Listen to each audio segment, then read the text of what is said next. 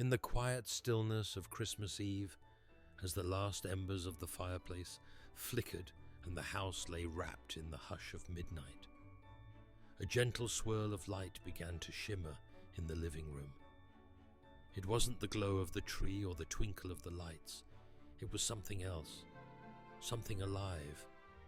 Through the swirls and flickers of the night, a figure emerged, red coat dusted in stardust, boots barely touching the floor.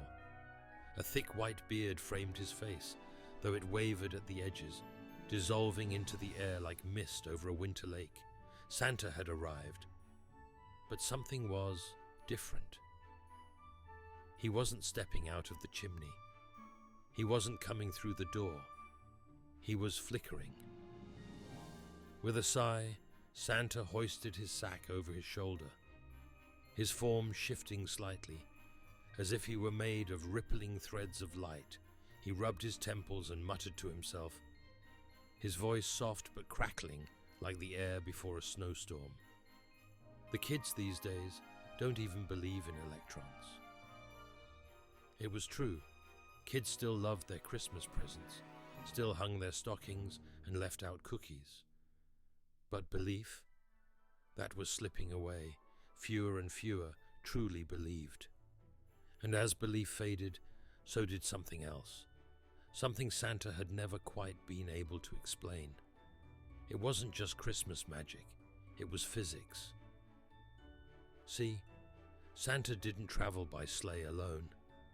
That was just the part people could believe in.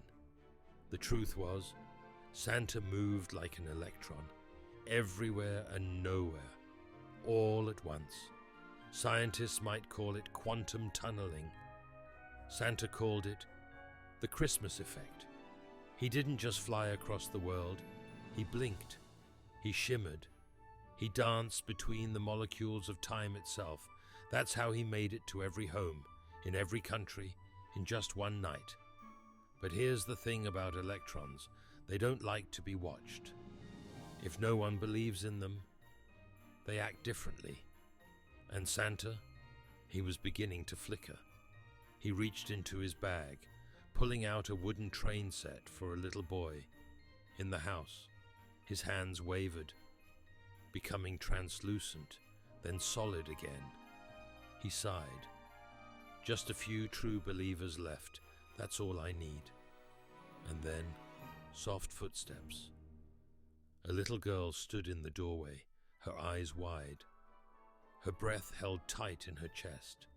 She had seen the cookies vanish from the plate, but more than that. She had seen something incredible, the way Santa moved, like a dream caught between waking and sleep. Like the glow of a candle just before it flickers out. "Santa," she whispered.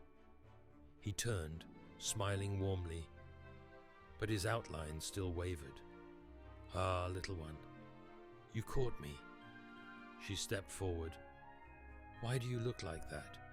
Santa knelt, his form stabilizing slightly under the weight of her wonder. "Because belief is a tricky thing," he said. "It's like an electron.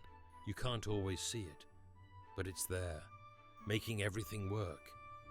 Without it, lights wouldn't shine, your toys wouldn't run, and, well, I wouldn't be here." The girl thought for a long moment, then reached out a small hand. Santa hesitated.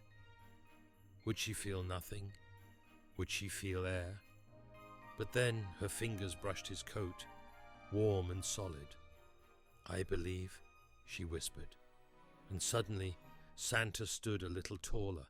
His form grew brighter, steadier. He laughed, a deep, rolling ho-ho-ho, and in that moment, something changed. Outside, the world shimmered. The lights of Christmas trees flickered just a little brighter. The stars above twinkled with extra mischief. And in homes across the world, children stirred in their sleep, smiling, though they did not know why. Because even if they didn't know it, even if they had never seen him, they believed.